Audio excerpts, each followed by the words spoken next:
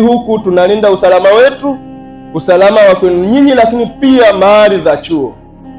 Sasa tukisema tu kwamba kila mtu awe anaingia kiholela holela bila ID, sina uhakika kama watu wote tunaweza tukawakalili tukamjua huyu ni mwanafunzi, huyu si mwanafunzi. Usione shida sana kama umesahau na unaishi hostel, unaambiwa rudi kachukue ID na utarudishwa.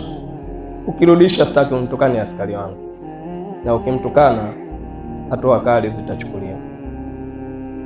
Lakini ukiona kwamba kutembea na hizo ID ni shida, basi kuna alternative nyingine ambayo huwa tunaitumia kiubinadamu tu, lakini si mzuri sana kiubinadamu. Basi upige picha hiyo ID yako.